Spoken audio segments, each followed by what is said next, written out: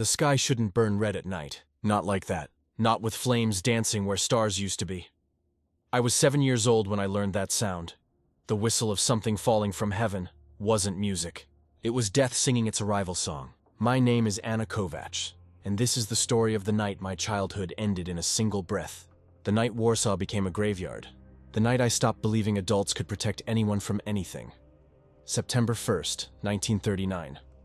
That date lives in my bones like shrapnel I can still feel decades later. The evening had started with such ordinary magic, the kind only children recognize as precious. Mama had made plaki zemniachana, potato pancakes that filled our small apartment with warmth and the promise of normalcy. Papa sat by the window reading yesterday's newspaper, his reading glasses perched on his nose in that way that always made me giggle. My brother Tomasz, 11 years old and convinced he knew everything about the world, was teaching me how to play chess with pieces carved from wood by our grandfather's hands. The knight moves in an L shape. Anna, he said with exaggerated patience, moving the horse-headed piece across the board. Like this. You have to think 3 moves ahead. Always 3 moves ahead. I didn't know then that thinking 3 moves ahead wouldn't save anyone. That some games end before you even realize you're playing. Through our 3rd-floor window, I could see Pan Wojciech's bakery across the cobblestone street, its windows glowing yellow in the gathering dusk. The smell of fresh bread mixed with Mama's cooking, creating a symphony of scents that meant home, safety, forever. Mrs. Lewandowska was hanging laundry on her balcony 2 buildings down, even though it was late. Her daughter Zofia waved at me, and I waved back, believing with absolute certainty that tomorrow we would play together in the courtyard like we had done every day that summer. Tomorrow. That word used to mean something. Papa folded his newspaper with deliberate slowness. I remember that detail because everything slowed down in those last moments before the world split open. The way he folded each crease precisely, the way his jaw tightened just slightly, the way Mama's hands paused mid-stir over her pot. They had been listening to something beneath the ordinary sounds of evening. A rumble that wasn't thunder. A tension in the air that wasn't weather. "Tomasz," Papa said quietly, his voice carrying a weight I didn't understand. "Take your sister away from the window."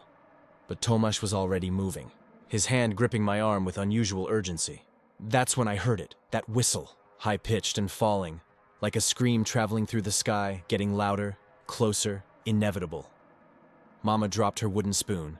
The sound of it clattering against the floor is the last normal sound I remember from my old life. Papa shouted something. I can't recall the words, only the terror in his voice, a fear I had never heard from him before, and the knowledge that if Papa was afraid, then the world itself had become unsafe. The explosion turned night into day. Our windows shattered inward in a spray of glittering death. The floor lurched like the earth was trying to throw us off. Tomasz pushed me down, covering my body with his as plaster rained from the ceiling like snow that cut and burned. I couldn't hear anything except a high-pitched ringing, couldn't see anything except dust and darkness, and then, through the broken window frame, that red sky. Burning. Everything burning. When I could finally lift my head, Papa was pulling Mama from beneath a fallen beam. Her face was covered in blood from a cut above her eye, but she was moving, breathing, alive. Tomasz's hands shook as he helped me stand. Through the settling dust, I looked out at our street, our beautiful, ordinary street, and saw hell itself had come to visit. Pan Wojciech's bakery was gone, just gone. Where warm bread and Saturday morning pastries had existed moments before, there was now a crater filled with fire. The building where Zofia lived had collapsed on one side, tilting like a dying giant. People were screaming. I couldn't see them clearly through the smoke and dust, but their voices painted pictures more terrible than anything my 7-year-old mind could process. "The Germans," Papa whispered, his voice hollow. "They're here. God help us. They're actually here." Mama grabbed both Tomasz and me, pulling us close, her blood mixing with our tears. "The cellar," she said, her voice shaking but determined. "We have to get to the cellar, now." But I couldn't move. I stood frozen, watching the sky burn red, watching our neighbors pour into the street like ants from a destroyed hill, watching the childhood I'd been living just minutes ago turn to ash and drift away on the wind of bombs. Somewhere a baby was crying. Somewhere Mrs. Lewandowska was calling Zofia's name over and over, each repetition more desperate than the last. Somewhere in the distance, more whistles began to sing their falling songs. The war had arrived in Warsaw, and it had come for everything. The cellar beneath our apartment building smelled of earth and old potatoes and fear. 23 people crammed into a space meant for storing winter vegetables. pressed against cold stone walls while the world above us tried to tear itself apart. Every explosion made the ground shake. Dust sifted down from the ceiling with each impact, settling in our hair, on our shoulders, a constant reminder that only dirt and luck stood between us and death. I sat wedged between Mama and Tomasz, my small body shaking with each distant boom. Mama had tied a scarf around the cut on her forehead, but blood still seeped through, dark and frightening in the candlelight. Papa stood by the cellar door with 4 other men, their faces grave, whispering in urgent tones about things they thought we children couldn't hear. But I heard everything. Fear makes your senses sharp. "They're saying the Germans crossed the border at dawn," whispered Pan Dombrowski, the mathematics teacher from the 4th floor. The radio said we would fight back, that the French and British would help, but... Another explosion, closer this time. The single candle flickered. Someone's child whimpered. Mrs. Zaleski, who was 82 and had survived the First World War, began praying in Latin, her papery voice steady and resigned. Across from me sat Zofia Lewandowska and her mother. Zofia's dress was torn, her knee badly scraped and bleeding. Her mother held her tight, rocking slightly, her eyes vacant with shock. I wanted to tell Zofia about the chess game I had been learning. Wanted to return to the world where that mattered, but the words died in my throat. Her father hadn't made it to the cellar. We all knew what that meant, though no one said it aloud. Tomasz kept his arm around my shoulders. He was trying to be brave, trying to be the man Papa needed him to be, but I could feel him trembling. Earlier, before we fled to the cellar, he had grabbed his school bag, stuffing it with random items. His chess set, a book about airplanes, a photograph of our family taken last summer at the lake. Silly things, precious things. The only pieces of normal we could carry into this nightmare. "Anna," he whispered to me, his voice barely audible under the sounds of bombing. "I need you to listen to me very carefully." I looked up at my brother. In the flickering candlelight, he looked older than 11, older than any child should look.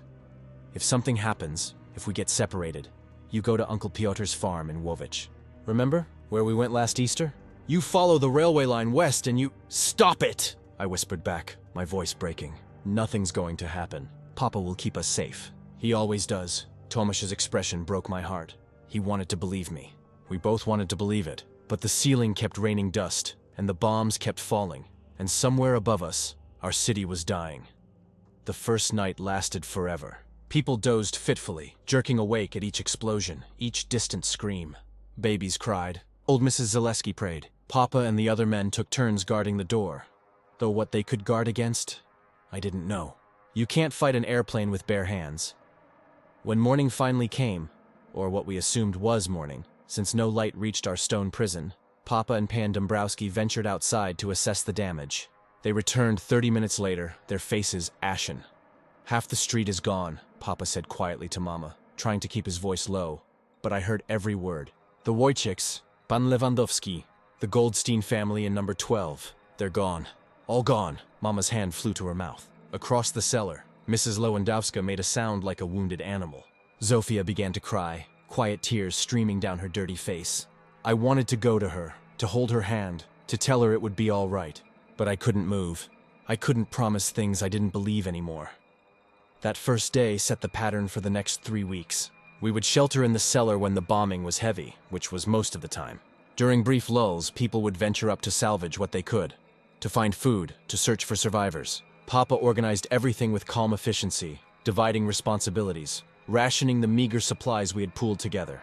Mama tended to the wounded with strips torn from her own clothing, pretending she knew more about medicine than she did, pretending that hope mattered. Tomasz became my constant shadow. Where I went, he went. When I cried at night, which was every night, he would distract me with stories.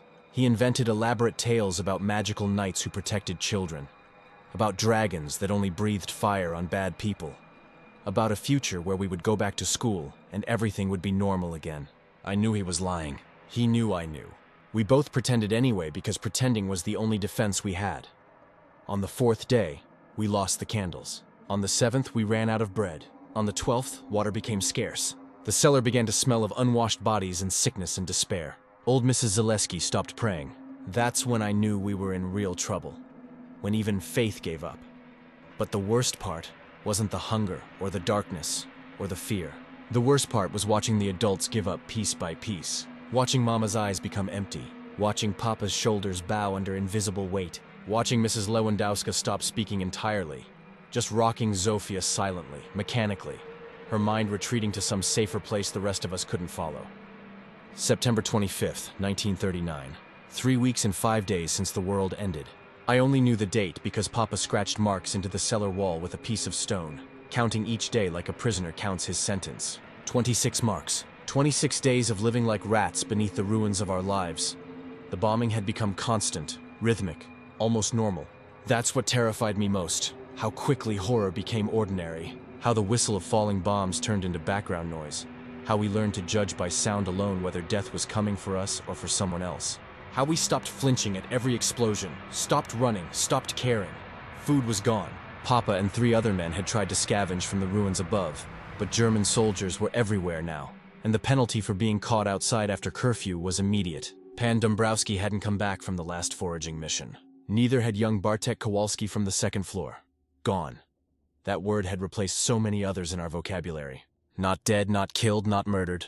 Just gone. My stomach cramped constantly. Mama tried to give me her portions of whatever scraps we found, but I had learned to recognize the way her hands shook, the way her skin had become translucent, showing blue veins like rivers of dying light.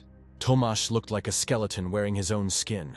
His eyes had sunken into his skull, and the chess set he had saved sat forgotten in his bag because there was no energy left for playing, for pretending, for being children. Zofia stopped speaking on day 19.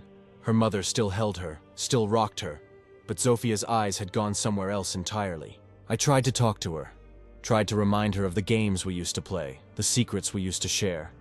But she looked through me like I was a ghost. Maybe I was. Maybe we all were. Ghosts haunting our own deaths, waiting for our bodies to realize what our spirits already knew. On the morning of the 26th day, Papa gathered everyone who could still move. 14 of us remained from the original 23. The others had gone, some to try escaping the city, some to look for food and never returned. Some simply gave up breathing in their sleep, slipping away quietly when the struggle became too much.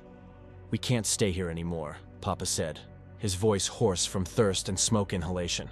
"The building isn't stable. Another direct hit and the whole structure will collapse on top of us. We have to try to reach the countryside." "That's suicide," whispered Mrs. Zaleski, speaking for the first time in days. "The Germans will shoot anyone trying to leave."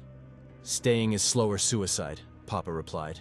"At least out there, we have a chance." Mama looked at Tomasz and me, her eyes swimming with tears she could no longer cry, her body too dehydrated to produce them. "We stay together," she said firmly. "Whatever happens, we stay together." We left the cellar at dusk when the bombing usually paused. The world above was unrecognizable. Our street, the beautiful street where I had grown up, where every stone and shop window had been as familiar as my own face, was obliterated. Mountains of rubble replaced buildings, craters filled with stagnant water, and things I didn't want to identify. The air tasted of ash and chemicals and rot. Papa led our group through the ruins like a ghost navigating hell. Mrs. Lewandowska carried Zofia, who had gone limp and unresponsive. Tomasz held my hand so tightly I lost feeling in my fingers, but I didn't complain. That grip was the only real thing left in a world that had become nightmare. We had made it 3 blocks when the shooting started. I don't know who fired first. Maybe German soldiers spotted our movement. Maybe Polish resistance fighters were staging another hopeless attack. It didn't matter. Bullets began tearing through the air with sounds like angry insects, ricocheting off rubble, finding flesh. "Run!" Papa screamed, and we scattered like leaves in a storm.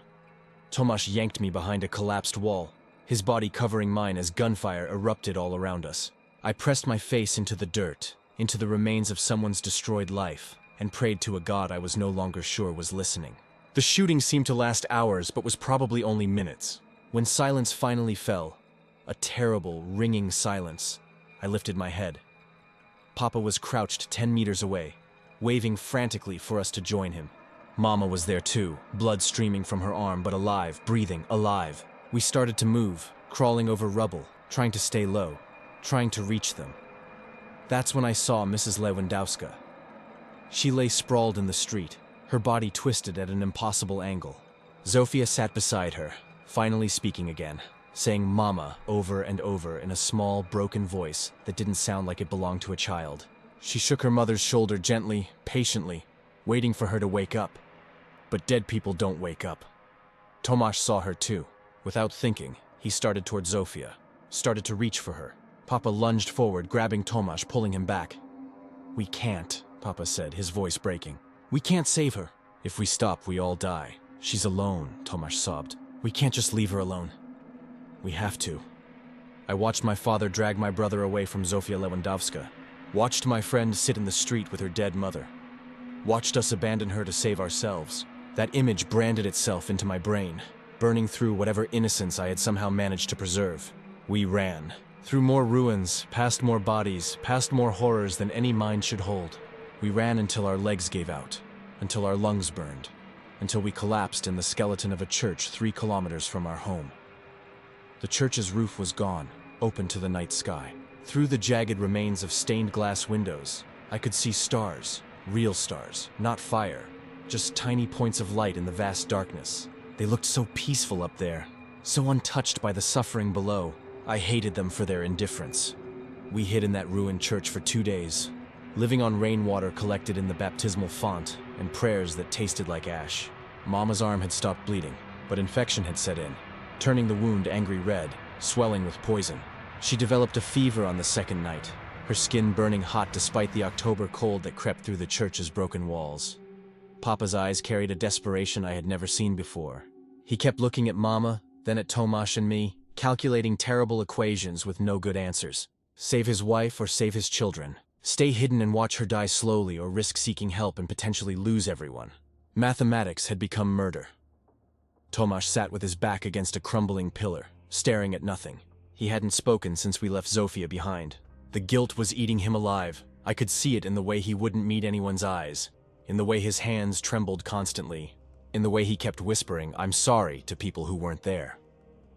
On the 3rd morning, Papa made his decision. "There's a field hospital," he said quietly, kneeling beside Mama's makeshift bed of rubble and torn cloth. 2 kilometers south, in what's left of the hospital of St. Lazarus. I'll take your mother there. You two stay here, stay hidden, stay quiet. I'll be back before dark." "No," Mama whispered, her voice weak but fierce. "You can't leave them alone.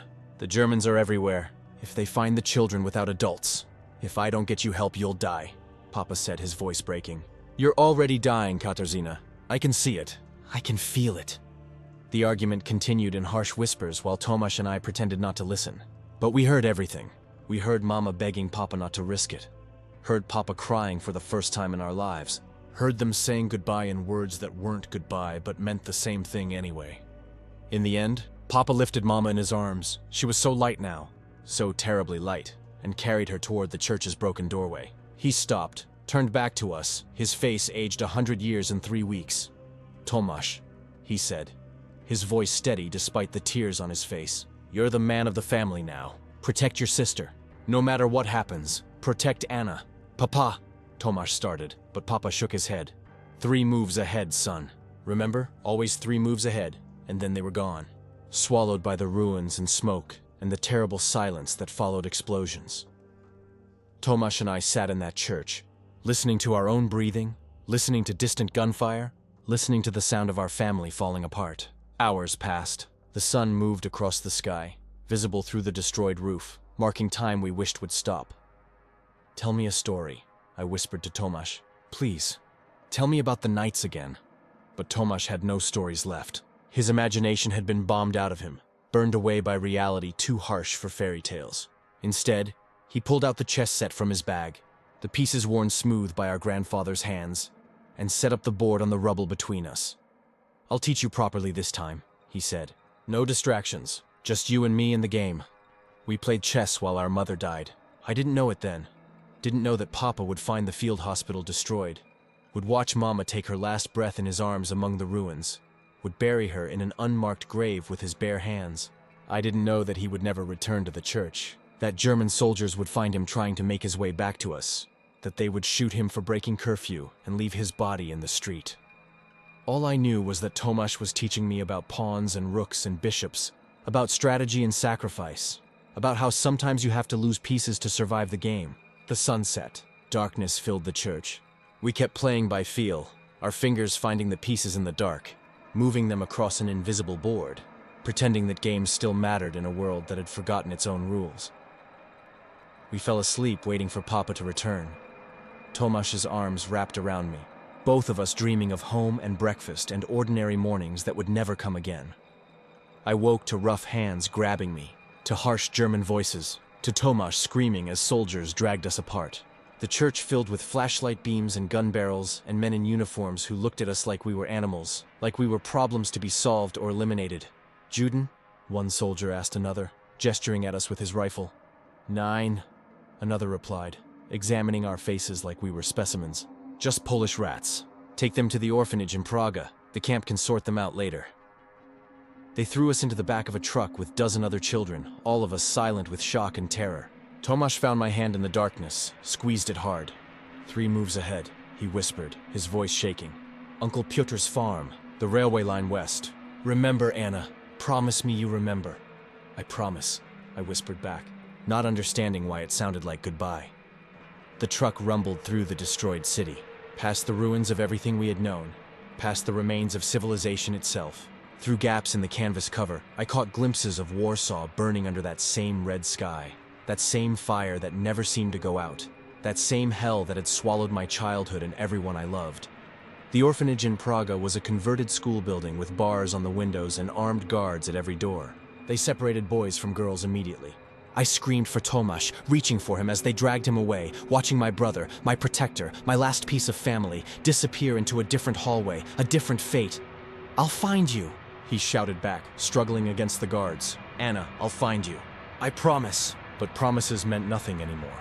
The world had become a place where promises died before the people who made them. They put me in a room with 40 other girls, ranging from tiny children of 4 to teenagers of 16. We slept on the floor, packed together for warmth, for comfort, for the illusion of safety in numbers. Food came once a day, thin soup and hard bread, never enough. Always leaving us hungry, weak, compliant. I spent 3 weeks in that orphanage. 3 weeks of searching every face for Tomasz. 3 weeks of planning escape. 3 weeks of surviving. The guards were cruel but careless, and the older girls had learned the patterns of their patrols, the vulnerabilities in their routine. On October 30th, 1939, exactly 2 months after the night sky turned red, I escaped. A girl named Hannah, who was 14 and fierce and had already lost everything worth losing, organized it. 8 of us slipped through a broken window during the guard change, dropped into the courtyard, ran through the darkness toward the city's edge. We scattered into different directions, each of us carrying nothing but hope and horror and the desperate need to survive. I ran west, following the railway line just like Tomasz had told me. I ran through ruins and forests, through rain and cold, through fear that never stopped clawing at my throat. I stole food from abandoned farms, drank from streams, slept in ditches and barns and beneath bridges. I was 7 years old, alone, and I ran as if Papa and Mama and Tomasz were running beside me, urging me forward, refusing to let me give up. I reached Uncle Piotr's farm on November 12th, 43 days after the night that destroyed my world.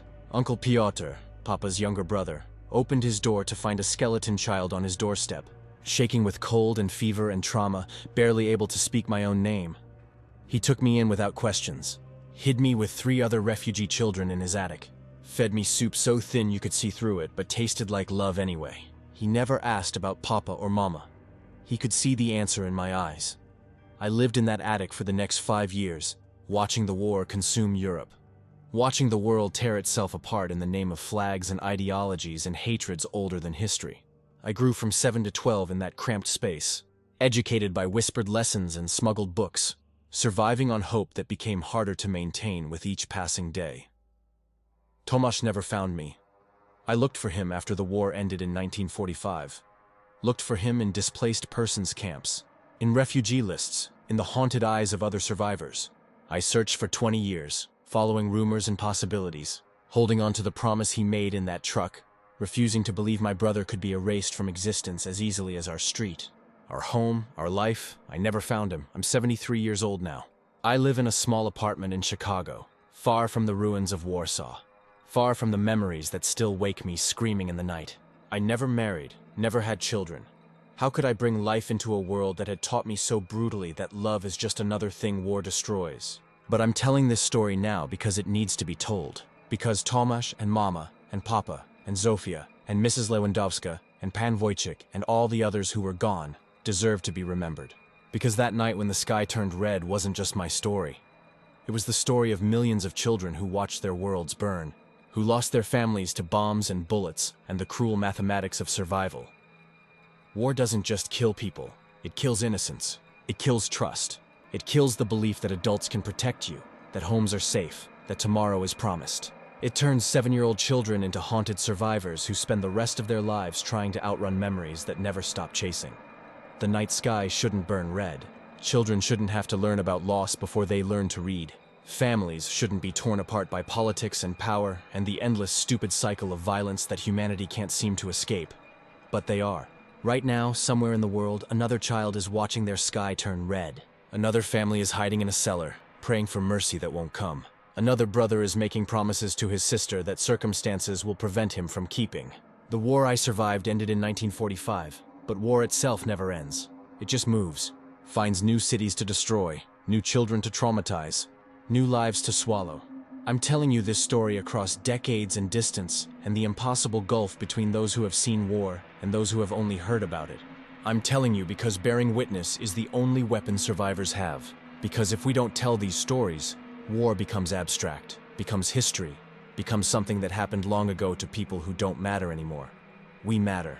We mattered then, and we matter now. Every child who has ever watched their world burn matters. Every family destroyed matters. Every promise broken by violence matters. Remember us. Remember Tomasz, who taught his little sister chess in a cellar while bombs fell. Remember Mama, who gave her portions of food to her children until there was nothing left of her to give. Remember Papa, who made impossible choices because there were no good options left. Remember Zofia, sitting with her dead mother, abandoned by a world too busy dying to save one more orphaned child. Remember that war is not noble or glorious or necessary. It is simply terrible. And the price is always paid by those least able to afford it. The children who inherit the hatred of their elders and pay for it with their innocence, their families, their futures.